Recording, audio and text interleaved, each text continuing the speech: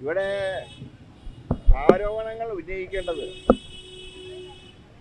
പത്രസമ്മേളനത്തിലല്ല, മറിച്ച് നിയമ നടപടികളായിട്ട് സ്വീകരിക്കേണ്ടി. എന്തുകൊണ്ട് പോലീസിൽ കംപ്ലൈൻറ്റ് പറഞ്ഞു? കാരണം പോലീസ് ഇപ്പം ഞങ്ങളുടെ കൂടെ ഇല്ലല്ലോ, സർക്കാരിൻ്റെ കൂടെയാണ്.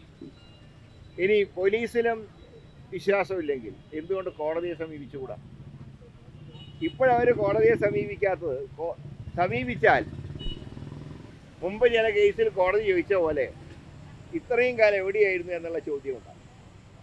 അതുകൊണ്ട് പത്രസമ്മേളനം വിളിച്ചൊരു ബഹളം ഉണ്ടാക്കി, എന്നിട്ടും പേര് പറയാൻ ധൈര്യമില്ല. എന്തിനാ ഭയപ്പെടേണ്ട ആവശ്യം എന്താ? ഇതിപ്പോൾ എല്ലാവർക്കും ഒരു കാര്യം മനസ്സിലായി, 4 കാലും തുമ്പിക്കൈയും കൊമ്പുമുള്ള ജീവി ഏതാണ്? സിംഹവും കരടിയൊന്നും അല്ലാന്ന് എല്ലാവർക്കും അറിയാം.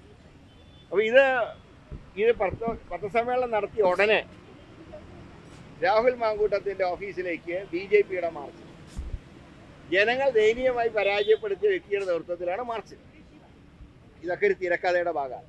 പക്ഷേ ഞങ്ങൾക്കത് അറിയാഞ്ഞിട്ടല്ല, പക്ഷേ പൊതുപ്രവർത്തകരുടെ പ്രവർത്തനങ്ങൾ സംശുദ്ധമായിരിക്കണം എന്നുള്ള ഒറ്റ കാരണം കൊണ്ട് പാർട്ടി ഇക്കാര്യം ഗൗരവത്തിൽ ചിന്തിച്ച് നടപടി സ്വീകരിക്കും. ഞങ്ങളുടെ ദേശീയ നേതൃത്വം അക്കാര്യത്തിൽ വേണ്ട ഡയറക്ഷൻ നൽകിയിട്ടുണ്ട്.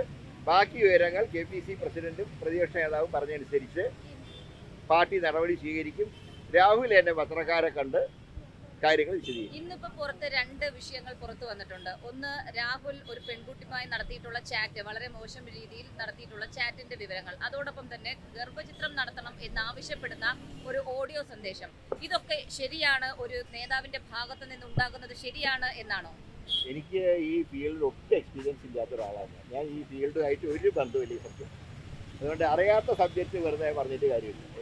ഇങ്ങനത്തെ ഒരു വിഷയം ഞാൻ പഠിച്ചിട്ടില്ല. ഇങ്ങനെ ഒരു പെൺകുട്ടി പരാതിയുമായി രംഗത്ത് വരുമ്പോൾ അല്ല, അതുകൊണ്ടാണ് ഞങ്ങൾ ഇത് ഗൗരവത്തിൽ എടുത്തത്. മറ്റേതെങ്കിലും രാഷ്ട്രീയ പാർട്ടിയാണെങ്കിൽ ഇങ്ങനെ അത്ര ഗൗരവത്തിൽ എടുക്കുമോ? കാരണം നിയമത്തിൻ്റെ വഴിക്ക് പോട്ടെ എന്ന് പറയും. പക്ഷെ ഞങ്ങൾ അങ്ങനെയല്ല. എല്ലാ പൊതുപ്രവർത്തകരും സംശുദ്ധ ജീവിതം വളർത്തണം എന്ന് ആഗ്രഹിക്കുന്നവരാണ് ഇന്ത്യൻ നാഷണൽ കോൺഗ്രസ്. അതുകൊണ്ടാണ് ഈ പറയുമ്പോൾ ഒരു ടെക്നിക്കൽ വശം ചൂണ്ടിക്കാണിക്കാതെ ഞങ്ങൾ നടപടിയിലേക്ക് നീങ്ങും. അപ്പോൾ അതെല്ലാം ഈ പെൺകുട്ടി പരാതിപ്പെട്ടില്ല എന്ന് പറയാൻ സാധിക്കുമോ? പ്രതിപക്ഷ നേതാവിനോട് ആ രീതിയിൽ കാര്യങ്ങൾ ധരിപ്പിച്ചിരുന്നു എന്നാണ് ആ പെൺകുട്ടി പറഞ്ഞിരുന്നത്. പക്ഷേ അതിൽ കൃത്യമായ രീതിയിൽ ഒരു നടപടി ഉണ്ടായില്ല. എങ്കിൽ പോലീസിൽ അന്ന് കംപ്ലൈന്റ് ചെയ്യണം, കോടതിയിൽ പറയാം.